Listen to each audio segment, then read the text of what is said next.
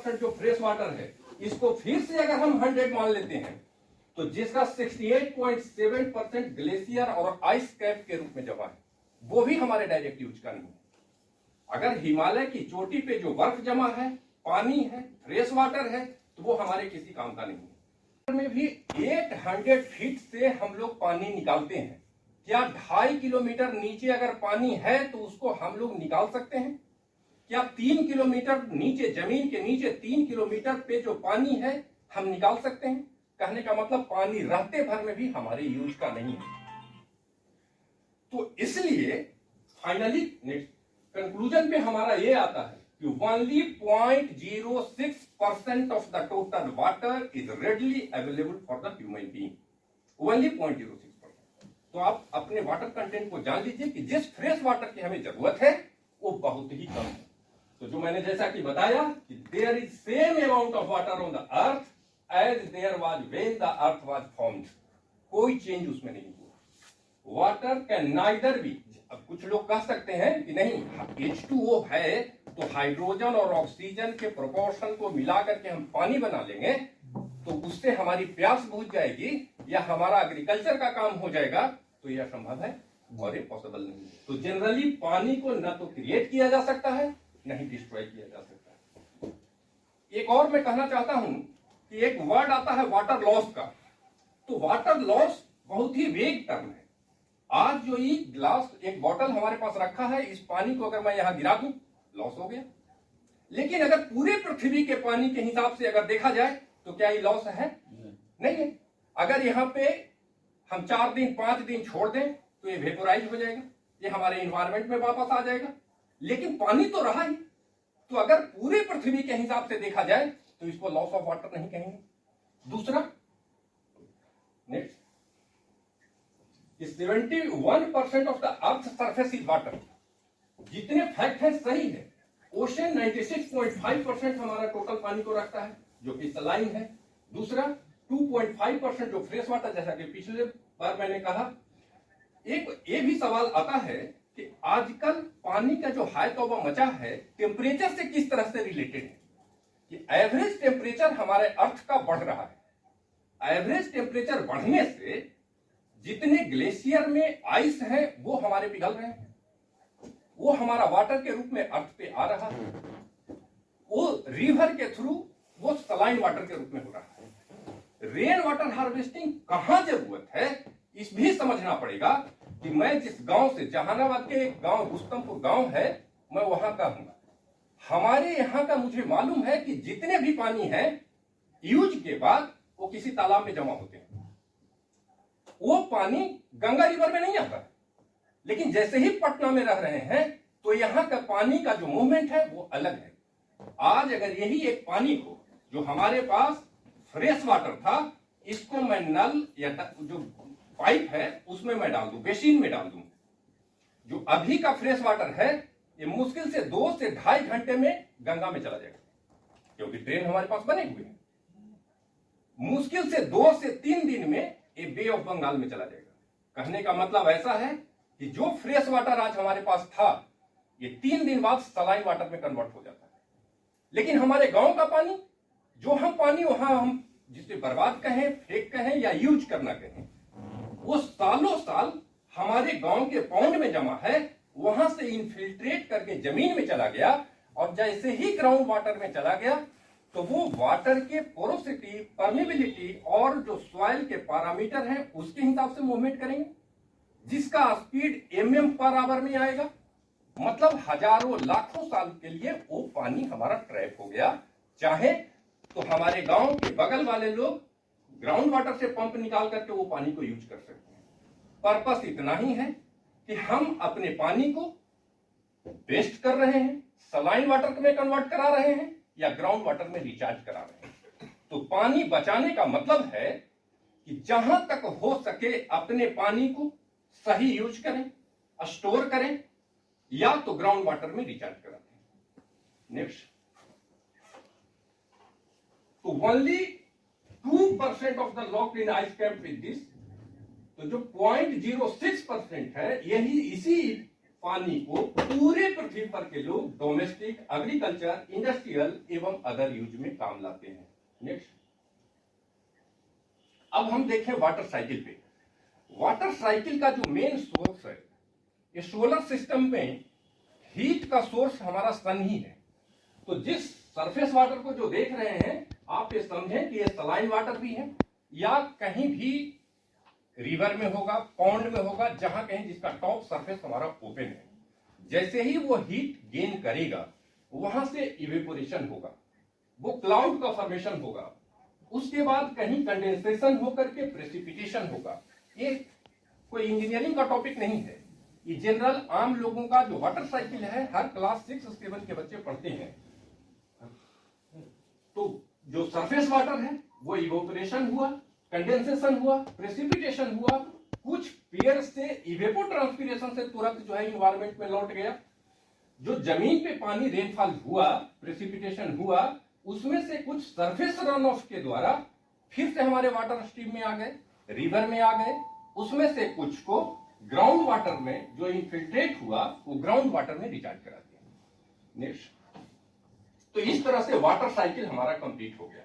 इसमें एक चीज और मैं बताना चाहता हूं कि जितने भी कोस्टल एरिया हैं जो सलाइन वाटर को रखे हुए हैं, वहां पे एक नया प्रॉब्लम अभी आया है, साल्ट वाटर इंट्रूजन। ये वर्ड सुना हुआ होगा। साल्ट वाटर इंट्रूजन कहने का मतलब है कि जो कोस्टल एरिया है, जिस तरह से आज हमारे यहाँ के लोग पंप आउट करें पानी को, जमीन से ग्राउंड वाटर को पंप आउट करें अगर पानी को, तो जो जमीन के नीचे वैक्यूम क्रिएट होगा, वो अगल बगल का जो फ्रेश वाटर है उस जगह को ले लेगा। सेम कल्पना करें आप कोस्टल रीजन में कि वहां से अगर हम फ्रेश वाटर को निकाल देते हैं, तो वो पानी को फिल करने के लिए सलाइन वाटर हमारे जमीन के अंदर आ जाएगा। तो बहुत तेजी से सलाइन वाटर हमारे फ्रेश वाटर को कवर कर दे रहा है। दूसरा, अगर डेंसिटी वाइज अगर देखें तो सलाइन वाटर का डेंसिटी ज्यादा होता है, तो फ्रेश वाटर को रिप्लेस कर देता है।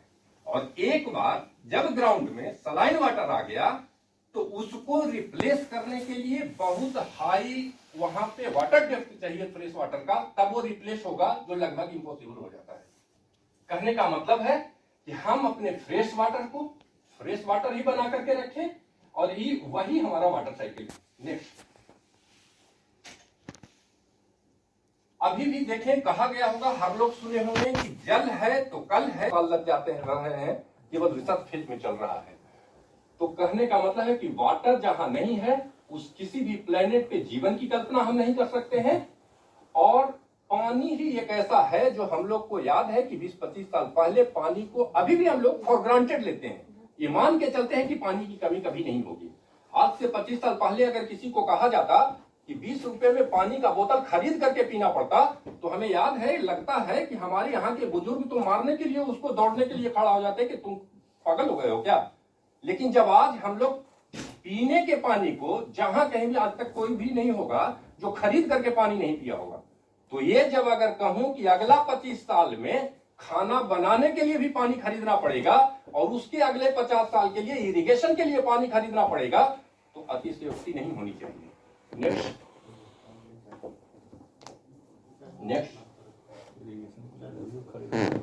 अब तब आ जाता है मैनेजमेंट का रोल, कि जब हमारे पास पता हो गया कि हमारा जो नेचुरल रिसोर्स पानी है वो लिमिटेड अमाउंट में है, लाइफ को लंबे समय तक के आने वाली पीढ़ियों के लिए सस्टेनेबल डेवलपमेंट के लिए रखना अगर है, जिसमें अगर रहे तो मैनेजमेंट की जरूरत आती है। तो इस जो वाटर मैनेजमेंट में सबसे पहला है reuse of grey water. Grey water के लिए एक और मैं बता दूं कि जब मैं इंजीनियरिंग कॉलेज में लेक्चरर था, उस समय ग्रे वाटर पे एक नेशनल सेमिनार में हमारा एक पेपर प्रेजेंट हुआ था। हो सकता है ग्रे वाटर वर्ड किन्हीं को सुना हुआ होगा, किन्हीं को नहीं सुना हुआ होगा, मैं बता दे रहा हूं। तो जनरली जब हम पानी को यूज करते हैं, तो जो पानी यूज्ड वाटर है, तो जो कहा जाता है कि 135 लीटर पर डे पर पर्सन चाहिए, जो पर कैपिटा वाटर डिमांड है एक आदमी के लिए, जब वाटर सप्लाई के लिए हम लोग डिजाइन करते हैं तो 135 लीटर पर डे पर पर्सन करते हैं। उसमें अगर देखेंगे तो लगभग 60 to 70% जो पानी है हम लोग नहाने, कपड़ा धोने और इसमें यूज करते हैं। पीने में तो हर आदमी 6 लीटर से 8 लीटर यूज करता है। तो जब हम यूज करते हैं तो कुछ जो टॉयलेट वाटर हुआ उसको डार्क वाटर या ब्लैक वाटर कहते हैं, जो लैट्रिन वाले में यूज हुआ उसको ब्लैक वाटर कहते हैं। लेकिन जो नहाने से पानी निकला, कहने का मतलब है कि 135 लीटर में लगभग 65 लीटर जो है वो पानी केवल हमारे शरीर से आया और निकल गया। उस पानी में उतना इंप्योरिटी नहीं है। अगर है तो सोप कंटेंट है, ऑयल कंटेंट है, डिटर्जेंट कंटेंट है, जिसको माइनर प्यूरिफिकेशन से हम सेकेंडरी यूज में यूज कर सकते हैं। इस टाइप के जितने भी एक्सरसाइज हम लोग करते हैं इनडायरेक्टली फ्रेश वाटर को हम बचा रहे हैं। अगर आज इस पूरे कैंपस में अगर देखें तो हम लोग फ्लावर के वाटरिंग करने के लिए भी फ्रेश वाटर को यूज करते हैं। अगर हमारे पास सोर्स उपलब्ध हो कि अगल बगल के जितने भी फ्लैट हैं इनसे जो यूज वाटर है, जो ग्रे वाटर है, इसको सिंपली फिल्ट्रेशन और थोड़ी सी ट्रीटमेंट करने के बाद हम अगर यूज लाइक अगर बना दें जिससे सारा वाटरिंग हम कर सकें तो इनडायरेक्टली उतना फ्रेश वाटर का हमने सेविंग किया। तो मैनेजमेंट का रोल वहां से आया। तो सबसे पहले रीयूज ऑफ ग्रे वाटर, दूसरा recycling of waste water through purification at a water treatment plant. और हम लोग अपना BSBCCL के भी कई एक प्रोजेक्ट में STP, WTP काम कर रहे हैं। हम लोग ट्रीटेड वाटर को ऐसे भी हो गया है कि अब गंगा या किसी भी रिवर में डायरेक्टली हम लोग वेस्ट वाटर को नहीं हम लोग फ्लो करा सकते हैं, तो उसका सेकेंडरी यूज हम लोग कर सकते हैं। और थर्ड आता है रेन वाटर हार्वेस्टिंग, जो हमारे का आज का टॉपिक है। तो ये हमारी हुई भूमिका। मैं ये बता दूं कि आप लोग पानी से हमारा जुड़ाव पुराना है। मैं एमटेक जो IIT दिल्ली से किया था उसमें भी हम वाटर रिसोर्सेज से ही किए थे। कारण ये था, एक तो बहुत ह्यूज स्ट्रक्चर को डील करता है वाटर रिसोर्सेज, डैम वगैरह को, और दूसरा था कि फ्यूचर जनरेशन में पानी की जरूरत पड़ेगी। इसी कारण मैंने ये सब्जेक्ट लिया था।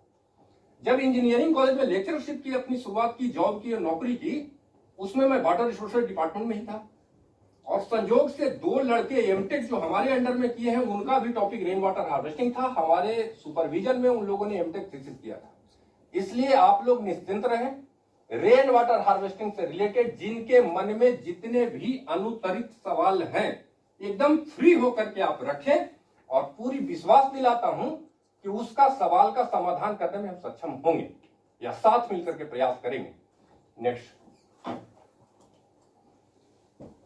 We need to save water for the humanity. पानी ऐसे भी कोई व्यक्तिगत अधिकार नहीं है। हमारा 1 लीटर पानी, 1000 लीटर पानी का जो हम पैसा देते हैं, तो पानी बचाना, जो अभी कुछ लोग बता रहे थे कि नहीं केवल इंजीनियर को बुला लेते हैं बाकी लोग को नहीं बुलाते हैं, ये पानी के बारे में जागरूकता फैलाना सभी का काम है, चाहे वो इंजीनियरिंग स्ट्रीम के हों, नौकरी करने वाले हों या एक सामान्य नागरिक हों। जब मैं इंजीनियरिंग कॉलेज में पढ़ाता था तो 40 किलोमीटर दूर चला जाता था बच्चों के स्कूल में ऐसे ही 1-1 घंटे का लेक्चर लेने के लिए, केंद्रीय विद्यालय या कोई भी विद्यालय में। उस समय पानी का थोड़ा सा नशा था हम पे, पानी बचाने का। इलाहाबाद में डिफरेंट स्टेशनों पे पानी बचाओ और नीचे आशुतोष लिख करके हम जगह जगह चिपकाते थे। उस समय शादीशुदा थे नहीं, खाली टाइम को अपना करते थे। तो any beneficial reduction in the water loss use and the waste of the resource, जिस तरह से पुराने पानी को नया पानी बना करके हम अगर काम कर रहे हैं तो हम फ्रेश वाटर को बचा रहे हैं। इसमें कभी कभी ऐसा नशा होता है कि पानी बचाने के नाम पे हम लोग क्वालिटी से कंप्रोमाइज कर लेते हैं। ये एक रेखांकित करने वाली पॉइंट है। हम लोग देख रहे हैं, अभी यहां भी देखिए कि जगह जगह किसी भी बिल्डिंग में बहुत लोग रेन वाटर हार्वेस्टिंग को भी सिंपली सोक पीट और सेप्टिक टैंक के रूप में समझ लेते हैं। जिस तरह से सोक पीट हमने बना लिया, सेप्टिक टैंक बना लिया, अगला 50 साल तक हम यूज करते रहे, वो रेन वाटर हार्वेस्टिंग नहीं है। रेन वाटर हार्वेस्टिंग अगर कराते हैं तो इसीलिए जागरूकता की जरूरत पड़ती है, मेंटेनेंस की जरूरत पड़ती है। क्योंकि अगर हम पानी को, प्योर पानी को ग्राउंड में लेके नहीं जा रहे हैं, इंप्योरिटीज करके उसमें हजार्डस मटेरियल को मिला करके भेज रहे हैं, तो हमारी नियत तो सही है लेकिन इनडायरेक्टली हम ग्राउंड वाटर को पॉल्यूट कर रहे हैं, जो कि ज्यादा बड़ा प्रॉब्लम हमारे पास आएगा। इसलिए जहां कहीं भी अभी खासकर बुनियाद केंद्रों में हम लोगों ने बनाया है, तो मेरा बार बार ये कहना होता था कि rain water harvesting simply soak pit नहीं है। जो उस बिल्डिंग को यूज कर रहे हैं उनकी भी रेस्पॉन्सिबिलिटी है कि अपने फ्लोर को, जहां से हम पानी को ग्राउंड में भेज रहे हैं, उसको प्रॉपर क्लीन रखें। जहां पे हमने सोकपीट बनाया है उसको क्लीन रखें। एक सर्टेन इंटरवल के बाद फिल्टर पेपर, जो फिल्टर मटेरियल जो हमने सैंड को दिया है, उसका रिप्लेस करते रहें। नहीं तो ये जिस पर्पस के लिए किया गया था उससे ज्यादा नुकसान हो जाएगा। पानी बचाने से ज्यादा अगर उसके क्वालिटी में छेड़छाड़ हम कर दिए तो उससे ज्यादा नुकसान हो जाएगा। आगे आने वाले स्लाइड पे देखें। नेक्स्ट, वर्ल्ड बैंक का कहना है कि 80 कंट्री अभी हमारे पास है जहां पे शॉर्टेज है पानी का। दूसरा, 2 बिलियन पीपल जो है उस क्लीन वाटर से अभी तक दूर है। दूसरा, एक चीज और भी बता दूं कि अभी जितनी भी कहानी हम बताए ये पूरे अर्थ के वाटर शॉर्टेज के बारे में बताए। हो सकता है बहुतों के दिमाग में आए कि क्या सेम रेशियो में इंडिया में भी वही प्रॉब्लम है। जितना पृथ्वी पे पानी का कंपोजिशन हमने बताया कि फ्रेश वाटर ऐसा है, सलाइन वाटर ऐसा है, तो क्या इंडिया में भी वही है? जो इंडिया में है क्या बिहार में भी वही है? जो बिहार में है क्या हमारे गांव में भी वही है? तो ये बात नहीं।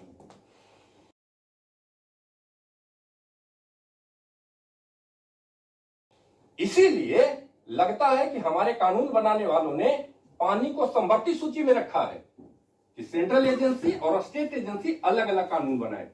समझे, हर जगह पे इसका सिचुएशन अलग अलग बदलता रहता है। नेक्स्ट,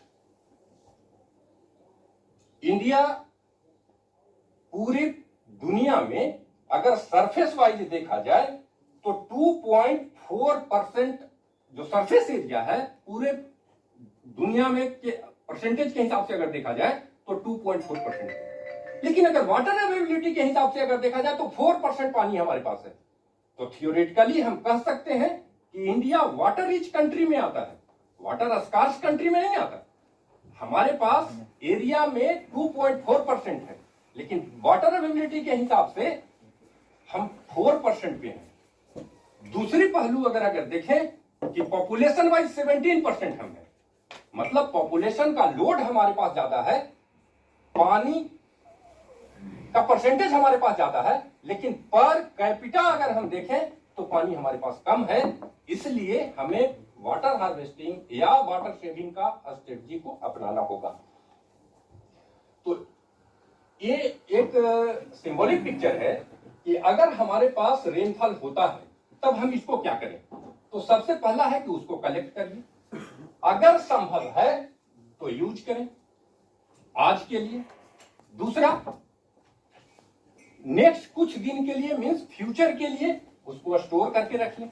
अगर उससे भी ज्यादा है तो रिचार्ज करें। बस इतना ही 4 काम हम लोग को करना है कि जितना भी रेनफॉल हो उसे कलेक्ट कर लें, यूज कर लें, स्टोर करें, और इससे भी अगर ज्यादा है तो फिर हम रिचार्ज कर लें। पानी के साथ सबसे बड़ी खूबी हमारा ये है, खासकर इंडिया में, कि ऐसा नहीं है कि अगर इंडिया में एवरेज 1000 से ज्यादा mm की बारिश होती है, लेकिन दुर्भाग्य यह है कि केवल मॉनसूनल पीरियड में होती है। मतलब जिस वक्त में रेनफॉल हो रहा है उस वक्त हमारा यूज ही नहीं है। अगर रेनफॉल आज हो रहा है, जैसे आज सुबह में रेनफॉल हो जाए तो दिन भर हम यूज कर लें, बहुत अच्छा होता। तो इंडिया वो कंट्री नहीं है कि डेली बारिश होना है, डेली यूज करना है। हमारे पास 2 से 3 महीना मानसून का पीरियड है, उसमें ही रेनफॉल होते हैं और उस समय पानी का यूज रहता नहीं है, क्योंकि जितने भी एरिया देख रहे हैं सब भरा हुआ रहता है। तो हमें रेन वाटर हार्वेस्टिंग का अमेरिकन मॉडल को डायरेक्टली अगर हम कॉपी कर लेते हैं तो कहीं ना कहीं हम लोग गलती करते हैं, क्योंकि उसका रेन का पैटर्न अलग है, हमारा अलग है, हमारा डिमांड अलग है। नेक्स्ट, तो how to harvest rain water. एक तो हम लोग के जनरल दिमाग में बैठाया गया है कि रेन वाटर हार्वेस्टिंग का मतलब छत पे पानी को इकट्ठा करो, पाइप से जमीन के अंदर डाल दो। इतना ही नहीं है, आप ये सोचें कि रेनफॉल तो पूरे अर्थ पे हो रहा है।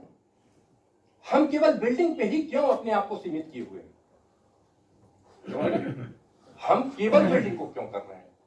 तो बिल्डिंग वाले जो रेन वाटर हार्वेस्टिंग होता है उसे कहते हैं roof top rain water harvesting, और जो सरफेस का पानी है उसको surface run of water harvesting कर सकते हैं, जो ज्यादा क्वांटिटी में होता है। अंतर इतना होता है कि रूफ टॉप को हम लोग सिलेक्ट इसलिए किए कि रूफ हमारे कंट्रोल में है, उसकी क्वालिटी को हम कंट्रोल कर सकते हैं, उसका क्लीनिंग हम कर सकते हैं, उसके पानी को डायरेक्टली एक्वीफर में भी अगर हम चाहें तो हम मिला सकते हैं। लेकिन रोड पर क्या क्या इंप्यूरिटीज है, क्या मरा हुआ जानवर पड़ा हुआ है, क्या उसमें गंदगी है, वो किसी के कंट्रोल में नहीं है। इसलिए सरफेस रन ऑफ को डायरेक्टली रिचार्ज में हम लोग नहीं लगाते हैं। तो पहला सरफेस रन ऑफ हार्वेस्टिंग और दूसरा roof top rain water harvesting. हम लोग बिल्डिंग में जो काम कर रहे हैं वो roof top rain water harvesting करते हैं। लेकिन अगर हमारे यहां काम होता है, अगर किसी पार्क का काम होता है, तो मेरा एक रिक्वेस्ट रहेगा, सीनियर आर्किटेक्ट वगैरह हैं ही, कि सरफेस रन ऑफ भी पार्क का हार्वेस्ट कराएं, उस वाटर को भी पॉन्ड बना करके वहां कलेक्ट करें। वो एक ब्यूटी भी बढ़ाएगा और हमारे वाटर को ग्राउंड में रिचार्ज भी करेगा। तो पानी को जितना ज्यादा हो सके उसको स्टोर कराएं, डायरेक्टली गंगा ऐसे किसी रिवर में डायरेक्टली फ्लो ना कराएं। बिहार सरकार का एक और बहुत बढ़िया हमें तो लगा कि जो लखीसराय से गंगा पानी को पंप आउट करके राजगीर में स्टोर कराया जा रहा है। आप ये सोचिए कि अगर वो पानी को पंप आउट ना किया जाता तो मुश्किल से 2 दिन में वो सलाइन वाटर हो जाता। लेकिन अगर वो पानी राजगीर या किसी नवादा के इलाकों में चला जाता है, जो यूज होगा ही, चाहे वो डोमेस्टिक हो, इरिगेशन में हो, एग्रीकल्चरल हो, उसके बाद कुछ नहीं होगा तो कम से कम ग्राउंड वाटर को तो रिचार्ज करेगा। तो ये बहुत अच्छी कदम है। जनरली इरिगेशन के साथ है कॉस्ट एसोसिएट ज्यादा होता है, इसलिए इंटरलिंकिंग ऑफ जो रिवर है वो प्रोजेक्ट थोड़ा रुका हुआ है, क्योंकि पैसा ज्यादा इन्वॉल्व होता है। लेकिन सोच क्लियर रहनी चाहिए कि हमें पानी बचाना है, पानी को सलाइन वाटर नहीं होने देना है, जितना ज्यादा से ज्यादा ग्राउंड को रिचार्ज कर देना। Next, rain water harvesting is nothing but a technique use for collecting, storing and using rainwater for the landscape irrigation and other use. The rainwater is the process of collecting, conveying, storing water from the rainfall in the area for the beneficial use. Next, method of rooftop rainwater harvesting. इसमें हम लोग करते क्या है? तो storage of direct मंगाना है MD साहब। तो जनरली मॉनसूनल पीरियड में हम लोग डायरेक्ट नहीं कर पाते हैं। लेकिन आप देखे होंगे कि हम लोग हर लोग अगर छोटा छोटा प्रयास करें कि मॉनसूनल पीरियड में अगर गाड़ी का धोना है तो हम अपने बिल्डिंग में जो रेनफॉल को कलेक्ट करा रहे हैं, अगर वो टंकी में कलेक्ट होता है तो हम उस पानी को डायरेक्टली गाड़ी धोने में काम करा सकते हैं। हमारे यहाँ फूल पत्ती में पानी देने की स्थिति उस समय नहीं रहती है, क्योंकि सारे जगहों पे पानी भरा हुआ होता है। लेकिन अगर हर लोग अपने अपने स्तर से सोचेंगे तो कम से कम कुछ न कुछ फ्रैक्शन ऐसा जरूर होगा जहां पे रीयूज तुरंत उस पानी का हो जाएगा। दूसरा, रिचार्जिंग ग्राउंड वाटर एक्वीफर। जब हमें लग रहा है चंचल सर के जमाने में रेन वाटर हार्वेस्टिंग का हर जगहों पे एस्टिमेट बना था, अक्सर हमारे इंजीनियरों के तरफ से यह सवाल आता था कि उसका डेप्थ कितना रखें। किसी किसी ने अति उत्सुकता, अति जागरूकता में 100 फीट तक डेप्थ कर दिया, लेकिन उससे बचना चाहिए। हम लोग को डायरेक्टली एक्वीफर में छेड़छाड़ नहीं करना चाहिए, क्योंकि उसके क्वालिटी हमारे कंट्रोल में नहीं रहता है। अगर मान लीजिए चाहे अनचाहे अगर गलत पानी एक्वीफर में चला गया तो पानी की कमी को तो हो सकता है कि 1000 लीटर, लाख लीटर हम बचाए होंगे, लेकिन पूरे अगल बगल के एरिया में वाटर बॉर्न जितनी भी डिजीजेज है उस फैलाने के कारण हम हो जाएंगे। इसलिए क्वालिटी कंसर्न है। तो मेरा प्रयास रहेगा कि कहीं भी अगर रेन वाटर हार्वेस्टिंग करते हैं तो 20 से 25 फीट से ज्यादा नीचे न जाए। उसमें प्रॉपर सैंड का फिल्ट्रेशन जरूर दें। उसके पहले फिल्टर पेपर जो हम लोग फिल्ट्रेशन पेपर दे रहे हैं उसके क्लीनिंग जरूर करते रहें। छत पे जो पानी इकट्ठा हो रहा है फर्स्ट वाटर को डिस्कार्ड जरूर कर दें। कभी कभी हमारे यहाँ बुनियाद केंद्र वाले ही लोग ज्यादा एक्टिव हैं, हमारे यहाँ जो काम कराने वाले होते हैं, उनका कहना है कि नहीं सर इसमें से कुछ पानी तो बाहर चला गया। आप ये जान लें, जिस तरह से बिल्डिंग डिजाइन करने में हम लोग टीएन जो रेक्टर पैमाना है, क्या उसके लिए बिल्डिंग डिजाइन करते हैं? नहीं करते। हम लोग का पर्पस ये रहता है कम से कम नुकसान हो, बिल्डिंग इफिशिएंट बने, इकोनॉमिकल बने। तो हमें भी ये देखना होगा कि जो रेनफॉल हो रहा है उसके किस इंटेंसिटी के लिए हम डिजाइन करें। अगर उससे ज्यादा इंटेंसिटी का होगा तो फ्लो करेगा। तो एक थोड़ा सा जागरूकता के अभाव में, जानकारी के अभाव में उन लोग सीधा एक वीडियो बना लेगा, नहीं रेन वाटर हार्वेस्टिंग से बाहर पानी आपका आ रहा है। अरे उस पर्टिकुलर टाइम में रेनफॉल ज्यादा हुआ तो वो तो हमें बाहर जाएगा ही जाएगा, लेकिन उसके लिए जानना चाहिए।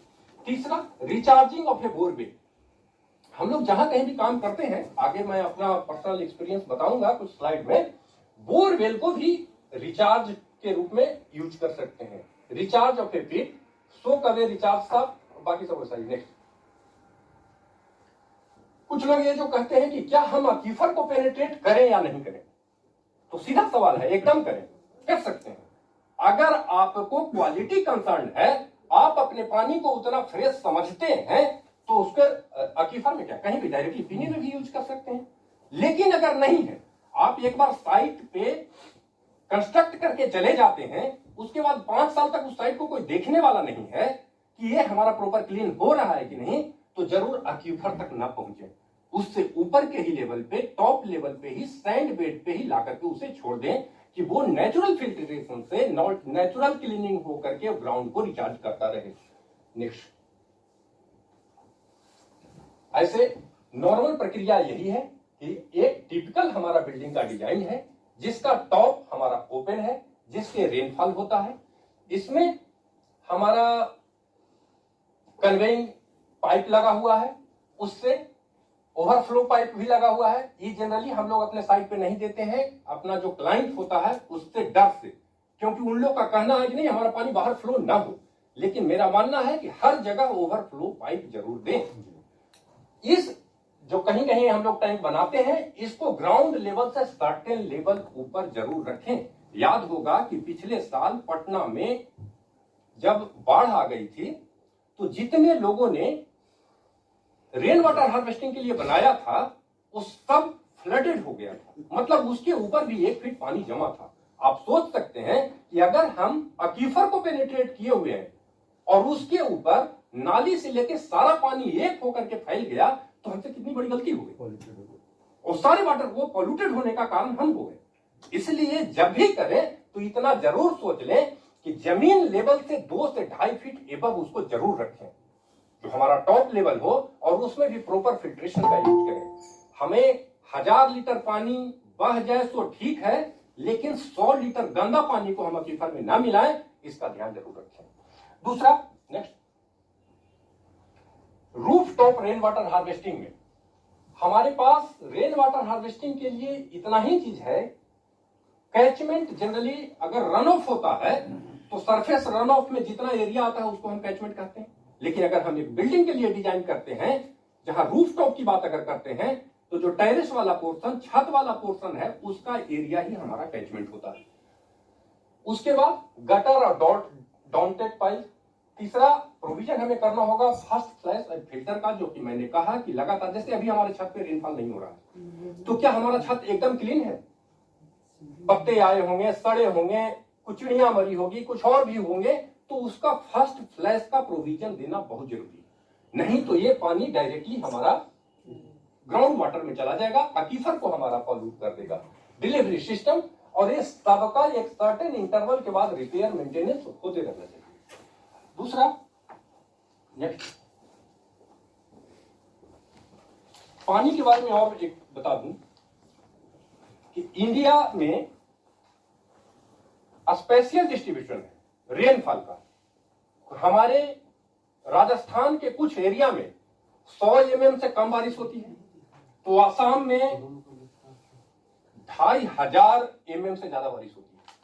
मतलब इंडिया इतना बड़ा है और इसका ज्योग्राफिकल कंडीशन ऐसा है कि जहां राजस्थान के कुछ एरिया में 100 mm से कम बारिश हो रही है, तो आसाम में 2500 से ज्यादा हो रही है। हमारे यहां मॉनसून पीरियड में एक स्टडी बताया है कि 4000 billion metre cube 4000 billion metre cube का रेनफॉल होता है। इंडिया में डिमांड है 3000 बिलियन मीटर क्यूब का। मींस हमारे यहां जितना डिमांड है उससे ज्यादा का रेनफॉल होता है। तो फिर सवाल वही कि तो यहां क्यों पानी के लिए हाई तौबा मचा हुआ है? तो उसका कारण यह है कि उसमें से 3000 डायरेक्टली रन ऑफ होकर के सलाइन वाटर हो जाता है। हम लोग कैप्चर कर पाते हैं ओनली 695 बिलियन मीटर क्यूब को। अगर इस स्टोरेज को बढ़ाने की कैपेसिटी हम कर लें, जगह जगह चेक डैम बना करके पानी को रोक लें, या और किसी भी यूज से हम रिवर से सलाइन वाटर ना होने दें, तो हमारा पर्पस सॉल्व हो सकता है। इंडिया में क्वांटिटी वाइज जितना प्रॉब्लम नहीं है, उससे ज्यादा क्वालिटी वाइज प्रॉब्लम है। हम सर चेक डैम के बारे में, जैसे कि आपने बोला कि टेक्निकल आदमी को रखना चाहिए और बाकी लोग को, तो चेक डैम के बारे में थोड़ा सा बता दीजिए। बताऊंगा। डैम है लास्ट में 10 से 15 मिनट या जितना लंबा चले क्वेश्चन राउंड मैंने रखा है, जितना ठीक है। चेक डैम पे जाएंगे। इंडिया में 120वां पोजीशन है इसका। जब 122 कंट्री का वाटर क्वालिटी इंडेक्स बना, उसमें 122 कंट्री में 120वां पोजीशन पे हम हैं। इसका मतलब क्वालिटी कंसर्न हमारे यहाँ ज्यादा है। हमारे यहाँ बिहार में ही देखें तो कोई रीजन आर्सेनिक प्रॉब्लम है, कोई हैवी मेटल से प्रॉब्लम है। पानी की कमी नहीं है, बरसात से उत्तर बिहार पूरा डूबा हुआ रहता है, लेकिन फिर भी वहां वाटर का प्रॉब्लम है। कहीं आर्सेनिक से है, कहीं आयरन से है, तो कुछ पोर्शन सूखा से। मैनेजमेंट की जरूरत है। चौथी एक पॉइंट और है, वर्चुअल वाटर का नाम सुना है? वर्चुअल वाटर ये कोई आर्टिफिशियल इंटेलिजेंस ऐसा नहीं है। वर्चुअल वाटर सुनने से अजीब लगता है, तो विकसित देशों में वर्चुअल वाटर का कंसेप्ट आ गया। वर्चुअल वाटर को अगर सेंस ऐसा समझे कि मैं अपने चैम्बर में हूं, हमारे पास पानी नहीं है, मैं विनोद हसर के पास आया, एक बोतल पानी पी लिया, अपने चैम्बर में चला गया, तो मैं अपने चैम्बर में 1 लीटर पानी बचाया या नहीं बचाया? यही है वर्चुअल वाटर। क्लियर? बस इतना ही कंसेप्ट है। दिल्ली में हम पानी पी करके पटना में आ गए, पटना में 1 लीटर पानी बचाया कि नहीं बचाया? Virtual water. तो ये सुनने में हंसी ऐसा लगता है, लेकिन इसको एक और मैं बता रहा हूं, कहीं ना कहीं से तो खत्म हुआ है कि एक पटना में बचा रहे हैं, दिल्ली में खर्च कर रहे हैं। इंडिया में जो 2 मेजर क्रॉप है, राइस और व्हीट। राइस को कहा जाता है लेस इफिशिएंट क्रॉप वाटर के हिसाब से।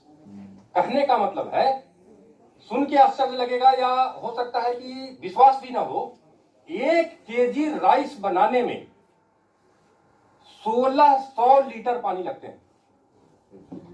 1 केजी राइस बनाने में 1600, अगर एग्जैक्ट लिखना है तो लिख लीजिए, 1654 लीटर लगते हैं पानी, पूरे उसके क्रॉप्स के, पूरे शुरुआत से लेके अंत तक। समझ सकते हैं? दूसरा नहीं, जो 1654 लिखा, ये वीट का। राइस में 2800 लीटर लगते हैं। लेस इफिशिएंट इसीलिए मैंने बोला, 1 केजी राइस बनाने में 2800 लीटर पानी लगते हैं, और 1 केजी व्हीट बनाने में 1654 लीटर पानी लगते हैं एवरेज। समझे? और हमारे इंडिया में यही दोनों क्रॉप मेन है। कुछ कुछ विकसित देश क्या करते हैं, जो वर्चुअल वाटर की बात पे आया, कि अगर मैं राजस्थान के किसी गांव में जहां पानी बहुत कम है, वहां 5 लीटर, मैं 5 केजी राइस दे दिया, तो क्या 1000 लीटर पानी वहां पहुंचाया या नहीं पहुंचाया? जिस राइस को बनाने में हमें 1000 लीटर पानी यहां लग गए, और वो 5 किलो चावल मैं वहां डायरेक्टली पहुंचा दिया, यहां से वर्चुअल का वाटर का कंसेप्ट आया। 1 लीटर पानी पीने में तो हंसी आई, लेकिन अभी इसे हकीकत समझे। तो हम लोग को वैसे क्रॉप का भी सिलेक्शन करना पड़ेगा जो इफिशिएंट। हमारे यहां अगर पानी ज्यादा है, तो जिस एरिया में पानी ज्यादा है वहां राइस उपजाए, जिस एरिया में पानी ज्यादा है वहां गेहूं उपजाए, जहां कम है वहां मेज, मिलेट या बाकी चीज उपजाए, और यहां से ट्रांसपोर्ट कर दें उसे। इनडायरेक्टली पानी हम वहां नहीं भेजे, लेकिन वाटर जिस प्रोडक्ट में लग रहा था, इस प्रोडक्ट को अगर हम वहां पहुंचा रहे हैं, तो हमने पानी को पहुंचा दिया। यहां से ही वर्चुअल वाटर है, यहाँ पे सर लैंड सूटेबिलिटी वो ही देखना होगा ना। हाँ, suitability of land, fertility of the land सब देखना होगा। हाँ, जैसे रबी फसल में ही, रबी में हमारे पास गेहूं भी है, मकई भी है, तो मकई पानी कम लेता है, तो उस जगह पे मकई करें। तो कुछ कुछ कंट्री जो है अपने क्रॉप को ही चेंज कर दे रहा है कि अब ये पानी कम ले। जैसे गौरव पूर्णिया साइड में जो है ना मकई का खेती बहुत होता है, वहाँ बारिश भी अच्छी होती है, लेकिन वहाँ पर मकई में पानी की कम जरूरत है, लेकिन तो भी बारिश वहाँ बहुत अच्छी होती है। ब्राजील एक कंट्री है जहां हाईएस्ट फ्रेश वाटर है, ब्राजील कंट्री में हाईएस्ट फ्रेश वाटर वहां पे है। दूसरा, जब टॉप 10 वाटर स्कार्स कंट्री की बात अगर करेंगे कि जहां पानी की बहुत कमी है, उसके सबसे टॉप पे कतर है, सबसे टॉप पे कतर है। वहां रेनफॉल ओनली साल भर में 74 mm होते हैं। आश्चर्य आपको तब होगा कि जब टॉप 15 कंट्री का नाम लेंगे उसमें इंडिया भी है, जहां 1000 से ज्यादा mm की बारिश होती है। हमारे पास बारिश 1000 से ज्यादा एवरेज है पर ईयर में, तो हम वाटर स्कार्स हैं। और कुछ कुछ कंट्री ऐसा है जहां 400 का ही बारिश होती है और वो वाटर स्कार्स नहीं। तो टॉप 15 में केवल इंडिया और पाकिस्तान दो एक ऐसे कंट्री हैं जहां 400 से ज्यादा की बारिश होती है और वाटर स्कार्स में है, और बाकी सब 100 और 200 के बीच में है। मतलब हमारे पास पानी की कमी क्यों हुई है? तो पानी की कमी का पहला कारण मिसमैनेजमेंट और दूसरा कारण ओवर एक्सप्लॉइटेशन। कहने का मतलब है कि कहा जाता है कि यहां 45 लाख पंप हैं। हम लोग आसानी से दूसरे सोर्सों पे विचार ना करके सीधा ग्राउंड से पानी को निकाल लेते हैं। इसलिए कुछ लोग कहते हैं कि इंडिया लार्जेस्ट एक्सपोर्टर है ग्राउंड वाटर का। तो पानी का आयात निर्यात तो होता नहीं है, हमारे हिसाब से वो एक्सपोर्टर ना होकर के एक्सप्लॉइटर है।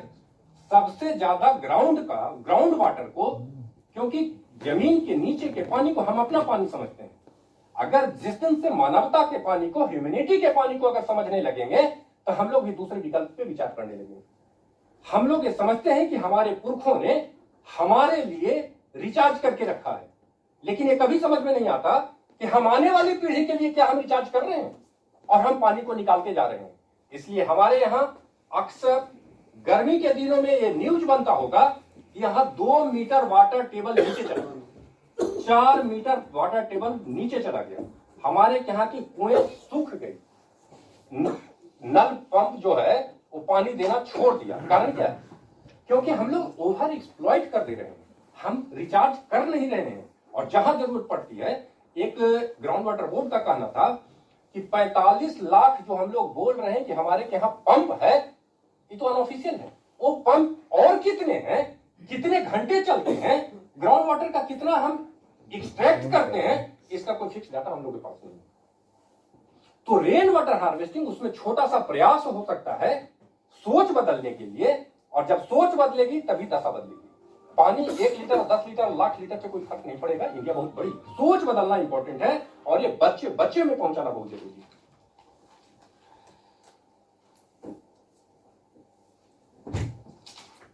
नेक्स्ट, वापस एक मिनट।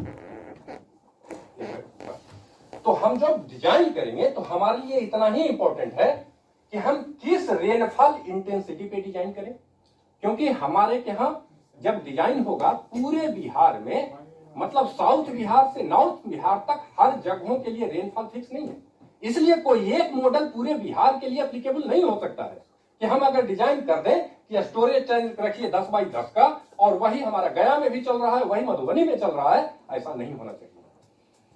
क्योंकि डिजाइन रेनफॉल इंटेंसिटी हम क्या रख रहे हैं, दूसरा रेनफॉल ड्यूरेशन वहां पे किस तरह से हो रहा है, उसका पैटर्न क्या है वो भी देखना होगा। दूसरा, रूफ या सरफेस का जो मटेरियल है उस किस मटेरियल का बना हुआ है, उसका स्लोप क्या है, कौन सा कोफिशिएंट लगेगा, ये हमारे डिजाइन में आ सकते हैं। Soil property like permeability, porosity, water retentive capacity, इसके ऊपर भी डिपेंड करता है। नेक्स्ट, यहां पे जितने सिविल इंजीनियर होंगे उनको ये 3 फेज डायग्राम क्लियर होगा। लेकिन जो इंजीनियर नहीं है, जो अदर साइड से आए हैं, उनके लिए मैं बता दूं कि जो मैं बार बार कह रहा हूं कि ग्राउंड में वाटर को रिचार्ज करना है। अक्सर सवाल आ सकता है, क्या जमीन के नीचे कोई घड़ा है बंद कि उसको हम भर देंगे? जमीन के नीचे कोई बोतल रखा है तो उसे हम भर देंगे? ये पानी जाएगा कहां? तो उसी के लिए इनफैक्ट ये जो सॉइल मास दिया गया है, ग्राउंड हमारा ऐसा ही होता है। अगर इसमें देखेंगे तो कुछ सॉइल पार्टिकल है, सॉलिड पार्टिकल है, कुछ बीच में गैप होगा। एक सॉइल पार्टिकल से दूसरे सॉइल पार्टिकल के बीच में जो गैप है, वो गैप दो ही चीज से फिल हो सकता है। अगर वो वाटर से है तो हम उसे कहेंगे कि ये सैचुरेटेड है, अब ये और पानी नहीं ले सकता। अगर वो एयर है, ड्राई है, तो उसमें एयर है, कभी कभी मॉइस्ट होता है, जिसमें कुछ तो पानी है और कुछ सूखा है। तो वो जो एयर है, इसको अगर हम सिंप्लीफाई करते हैं, जिसको 3 फेज डायग्राम कहते हैं कि सॉलिड, वाटर और एयर के रूप में, तो जो एयर कंपोनेंट छोटा सा दिख रहा है, इसी में हम पानी को फिल करते हैं। और बिट्स पिलानी में एक सेमिनार हुआ था जिसमें मैंने एक टेक्निकल पेपर प्रेजेंट किया था, उसका नाम था ground serves as a temporary storage tank, कि ग्राउंड को टेम्पोररी स्टोरेज टैंक के रूप में हम इस्तेमाल करेंगे। तो ये जो एयर वाला कंपोनेंट है, इसी में पानी को रखेंगे। ठीक है, तो ये जो टेम्पोररी स्टोरेज टैंक इसलिए कहा था कि आज जब रेनफॉल हो रहा है, हमारे पास एक्सेस में पानी है, तो इस पानी को कुछ देर के लिए स्टोर कर लें। आने वाली पीढ़ी 2-3 साल बाद भी, 2-3 पीढ़ी बाद भी अगर उसे पानी की जरूरत होगी तो इसे वो एक्सट्रैक्ट कर लेगी। तो मतलब पानी हमारा सेव रहेगा। ये पोरोसिटी से होगा, मतलब हजारों साल इसको बे ऑफ बंगाल तक जाने में लगेगा। तब तक कोई ना कोई गांव के लोग, कोई ना कोई पीढ़ी आकर के उसको यूज करेगी। नेक्स्ट, तो कैलकुलेशन में करेंगे क्या? जब हमारे पास रेनफॉल इंटेंसिटी आ गए, कैचमेंट का एरिया आ गया, रेनफॉल ड्यूरेशन आ गया, तो टोटल वाटर क्वालिटी क्वांटिटी हमारे पास आ गए। उसके हिसाब से हम डिसाइड करेंगे कि हमारा जो स्टोरेज टैंक होगा उसकी कैपेसिटी क्या होगी, उसका साइज क्या होगा, उसका डेप्थ क्या होगा, उसमें जो बोरवेल हम दे रहे हैं वो किस डेप्थ का दे रहे हैं। मैं फिर से बोल रहा हूं, एक्यूफर को पंक्चर करने में कोई दोष नहीं है, लेकिन अगर आप क्वालिटी से कंसर्न है, आपको मालूम है कि नहीं इसके ईच एंड एवरी स्टेप पे हम जो पानी डाल रहे हैं उसकी क्वालिटी हमें मालूम है, तो डायरेक्टली एक्यूफर में मिलाती है। लेकिन अगर नहीं है तो जरूर बचें और एक्यूफर तक ना जाएं। तो उसमें कन्वेइंग पाइप का डायमीटर क्या है, फिल्टर में मटेरियल क्या दे रहे हैं। फिल्टर जनरली कोई फिल्टर पेपर नहीं दे रहे हैं, आजकल सिंथेटिक मटेरियल का यूज हो रहा है, जियो सिंथेटिक मटेरियल का यूज हो रहा है। लेकिन नॉर्मल सेंस में हम लोग सैंड का ही फिल्टर देते हैं। ग्रेवल और सैंड का जो प्रॉपर मिक्सचर अगर बनाते हैं तो उसके जो साइज है, इसी से हमारे पास एक फिल्टर की तैयार होता है। तो ये मटेरियल और थिकनेस के ऊपर डिपेंड करता है। नेक्स्ट, तो रेन वाटर हार्वेस्टिंग का फायदा क्या है? अब बताना समय की बर्बादी होगी कि जिस हिसाब से जहां कहीं भी फ्रेश वाटर यूज हो रहा था, अगर उसे हम ना यूज करके हम वाटर का रीयूज कर लेते हैं, ग्राउंड में रिचार्ज कर दे रहे हैं, तो अल्टीमेटली एम है फ्रेश वाटर को बचा करके रखना। और सारे को अगर पढ़िए तो सबका सेंस यही आएगा कि पानी बचाना ही हमारा यूज है। नेक्स्ट, इसमें मैंने एक अलग से कॉलम बनाया था, डू, क्या क्या करना है, क्या क्या हम लोग करते हैं और क्या करना चाहिए, क्या नहीं करना चाहिए। तो डू में मैंने लिखा था कि क्लीनिंग ऑफ ए रूफ, जैसे ही मॉनसूनल पीरियड हमारे पास आए, छत को जरूर साफ करा दें। और ये नहीं कि बीसीसीएल ने बिल्डिंग बनाया है तो वही आकर के साफ कराएगा। हम लोग अगर इसको यूज कर रहे हैं, जो भी हमारे कंसर्न डिपार्टमेंट है जो उसको यूज करें, उनकी ड्यूटी बनती है कि अपने छत को साफ करा लें, क्योंकि पानी आपका रेन वाटर हार्वेस्टिंग के रिचार्ज उसमें जाएगा, इसलिए आप छत को साफ करा लें। Remove debris, leaves, oil, etc. Cleaning, replacement of filter at regular interval, और tap must be raised from the ground level। जो बताया कि उसमें बाहर का पानी ना हमारा आ जाए। फाइनली क्वालिटी कंसर्न के कारण कह रहे हैं। नेक्स्ट, दूसरा, जनरली छत पे देखिएगा तो don't use hazardous material on the roof like chemical in the surface dressing of the roof. जब सरफेस ट्रीटमेंट करते हैं तो आजकल सरफेस ट्रीटमेंट में भी बहुत तरह का केमिकल यूज होता है। तो जब हम रेन वाटर हम उस छत का स्टोर कर रहे हैं, रिचार्ज कर रहे हैं, तो हमें इससे बचना चाहिए या इससे देखना जरूर चाहिए कि इसका जो सरफेस ट्रीटमेंट हम लोगों ने किया है, रूफ ट्रीटमेंट जो किया है, उसमें कहीं कोई ऐसा केमिकल तो नहीं है जो लाइफ के लिए थ्रेटनिंग हो जाए और हम पानी को उसी में मिक्स करने जा रहे हैं। Avoid first rain to enter into the recharge pit, क्योंकि अब कहना बड़ा अजीब है लेकिन मैं अपना व्यक्तिगत अनुभव पे कह रहा हूं कि एक छत पे पूरी बिल्डिंग में रेन वाटर हार्वेस्टिंग लगी थी। एन कॉलेज की बात है, वो आज से करीब 20 साल पहले। वो बहुत, मैं बताया कि मैं पानी पे काम करता हूं सर, तो वहां का प्रिंसिपल सर हमको लेकर के दिखाने गए थे और रेनफॉल हो रहा था। उसी समय में ले गए, उनके छत पे एक कौवा मरा हुआ था जिसमें लाखों कीड़े लगे हुए थे और वो पानी जो है उनका रिचार्ज में जा रहा था। और उससे पहले मैं कहा सर कम से कम पानी हमारा बर्बाद हो जाए सो हो जाए, कम से कम क्वालिटी पे तो ऐसा न कीजिए कि पता चले कि अगल बगल में टाइफाइड हम फाइल बांध दिए।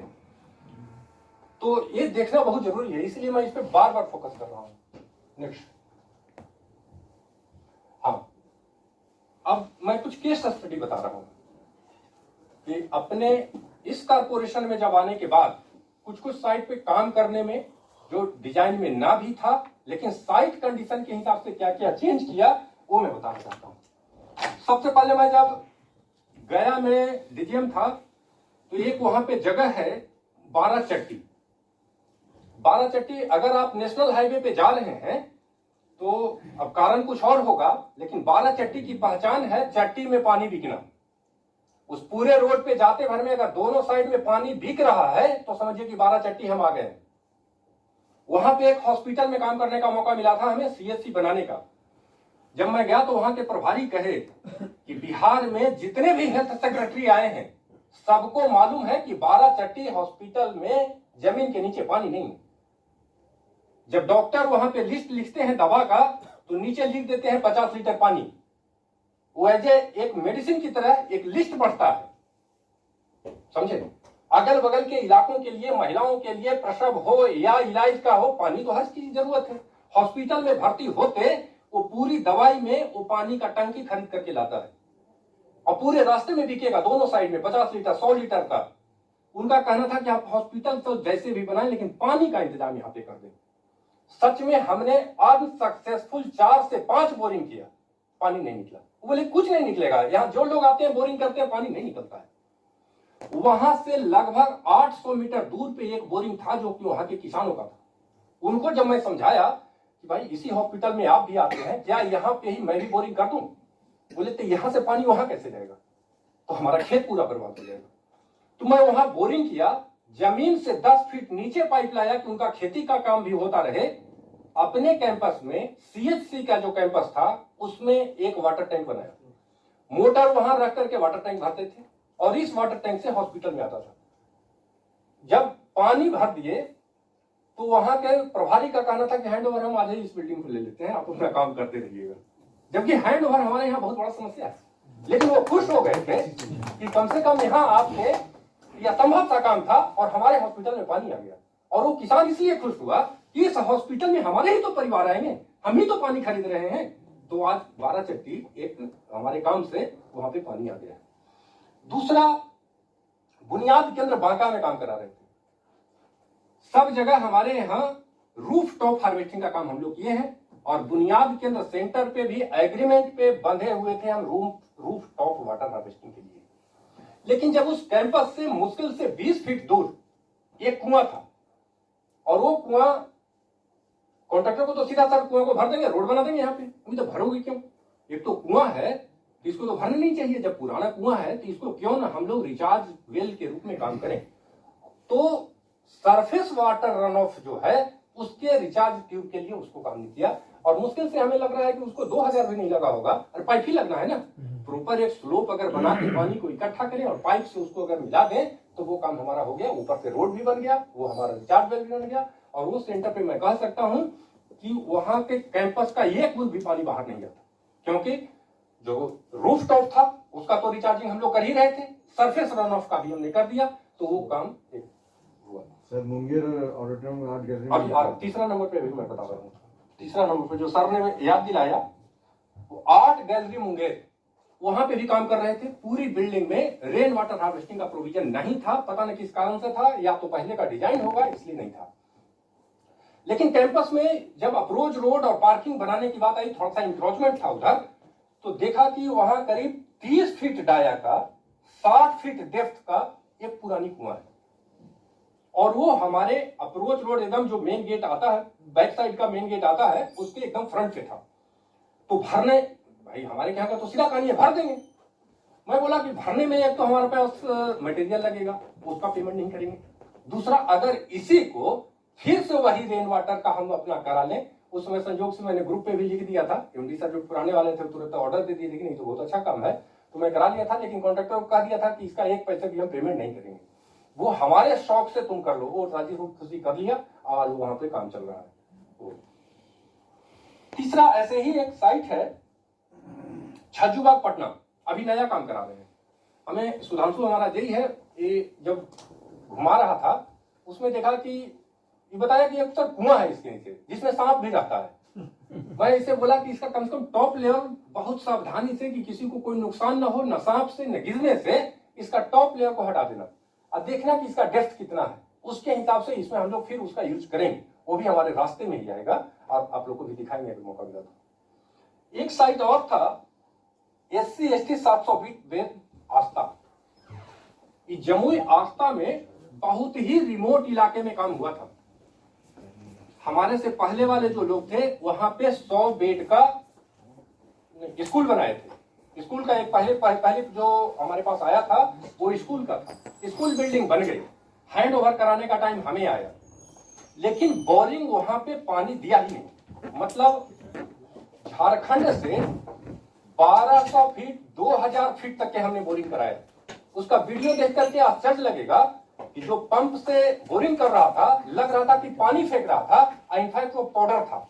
जो नीचे का पत्थर तोड़ रहा था वो पाउडर फॉर्म में बाहर फेंक रहा था। वीडियो में लगेगा कि पानी फेंक रहा है, उजला पानी टाइप का, लेकिन वो पूरी की पूरी तरह से एकदम सैंड को तोड़ रहा था।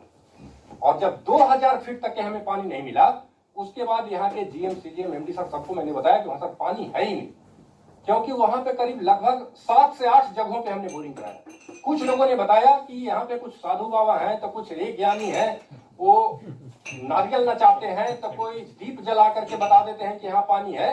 अंत में वो सब भी कराया गया।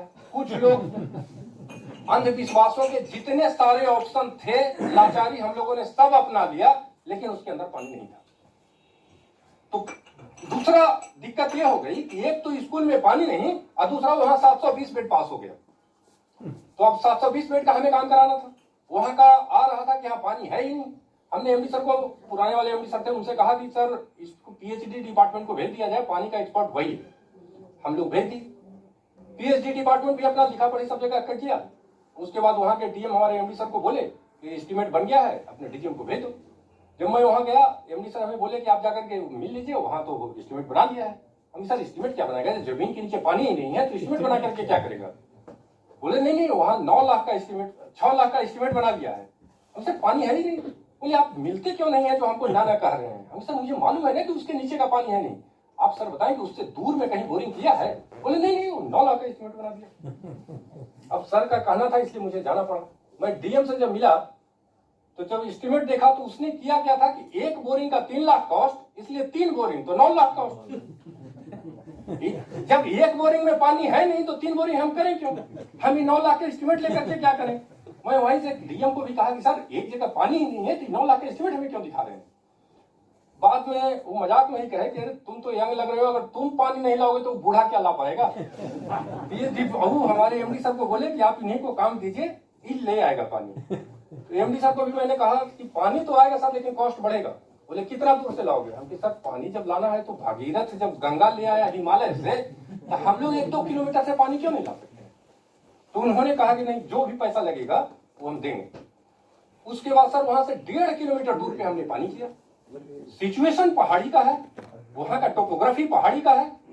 मतलब जहां पे बोरिंग आ गया था वहां से अपने बिल्डिंग के बॉटम में अगर आएंगे तो 8th फ्लोर इतना हाइट है। खाली दूरी मकसद नहीं है। जिस जगह पे हमने बोरिंग किया, जहां पानी आया, वहां से अपने बिल्डिंग जो 3 मंजिल है उसके बॉटम पे भी आएंगे तो 6-7 मंजिल का हाइट है। तो इतने किसी एक मोटर की औकात नहीं थी यहां तक पहुंचा देने का। बीच में मैंने बताया कि नहीं, 2 जगह पे मैंने टंकी बनाई है। और उस पर फिर से मोटर का कॉस्ट बढ़ेगा। और आज वहां पे उसी के कारण पानी जब आ गया तो साइट भी कंप्लीट हुआ, और आज तो लग रहा है सबसे पहला कंप्लीट करने वाला वही साइट होगा। दूसरा, वो पहाड़ी था, तो रेन वाटर के लिए भी हमें लगा था कि जो साइट हमें दिया गया है उसमें कुछ पोर्शन बहुत गड्ढा है, तो हम उस गड्ढे को पौंड बनाने की तैयारी कर लिए थे कि जितने भी पानी है रेनफॉल में आएंगे इसी पौंड में हम इकट्ठा करेंगे, और बच्चों के लिए वो एक अलग सीनिक ब्यूटी होगा।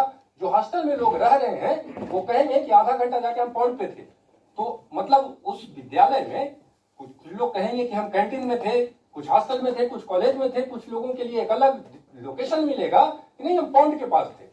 लेकिन अब पता ना पौंड बना कि नहीं, मैं सोच लिया था कि इसको पौंड बना देना है और चारों तरफ से बैरिकेड कर देना है तो अच्छा लगता। तो हमारा अपना अनुभव यही रहा। नेक्स्ट,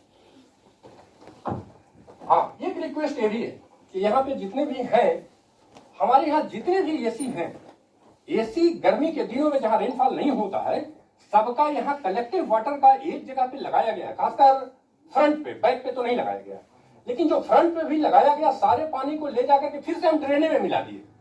मेरा ये कहना है कि अगर कम से कम अगर सुंदरता बिगड़ने का अगर सवाल है तो बैक में जितने भी एसी का पानी है उससे 1000 लीटर का टैंक पीछे लगा दिया जाए। अगर आप परमिशन करें तो किसी साइड से टूटा फूटा टैंक भी हम लेकर के आ जाएंगे और यहाँ इंस्टॉल करा दें कि एसी का पानी हमारा टैंक में जमा होगा। जितने भी गार्डनर हैं उनको खाली 5 मिनट के लिए समझा दें कि सबसे पहले तुम पानी देने से पहले देख लो कि टंकी में पानी है या नहीं। अगर है तो इसी पानी से सबसे पहले जितने गमले हैं उसमें पानी दे दो। अगर ना है और तुम्हें देना ही है तो बाकी नल से जो कर सकते हो करो। अगर इस हिसाब से पर डे 30-40 लीटर भी पानी का यूज अगर हम कर लेते हैं तो हम समझेंगे कि उतना फ्रेश वाटर हम बचाते हैं। तो 500 लीटर रोज बच जाएगा एक बाल्टी। सर मैक्सिमम कितना हो सकता है वो मैं नहीं कहता, मैं एक अपनी छोटी सी प्रयास की बात कर रहा हूँ। उसी तरह से हर घर में हम लोग आरओ लगाते हैं। आरओ में 1 लीटर पानी जो हमें फिल्टर करके देता है तो बगल वाला पाइप जो चुपके से वो नाली में घुसा देता है उससे 4 लीटर पानी बाहर निकलता है और वो पानी भी फ्रेश वाटर है। ऐसा नहीं है कि जो पानी हम पी रहे थे पहले वो जहर था।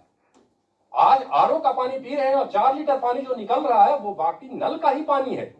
तो वो 4 लीटर पानी को हमें कष्ट इस बात का होता है कि उस पानी को ड्रेन में मिला दिया, मतलब वो गंगा वाला रास्ता सलाइन वाटर का पकड़ेगा। अगर वो खेत में जाकर के छोड़ देता तो मैं उसे लॉस नहीं समझता, केवल वाटर लिफ्टिंग का जो कॉस्ट आ रहा है उसी का मैं समझता कि पैसे की बर्बादी है। लेकिन अगर ये सलाइन वाटर हो रहा है तो मुझे फ्रेश वाटर की बर्बादी दिखती है। इसको बचाया जाए, जिनके जिनके घरों में ऐसा है उसको उस पानी को डायरेक्टली न भेजा जाए। चौथा,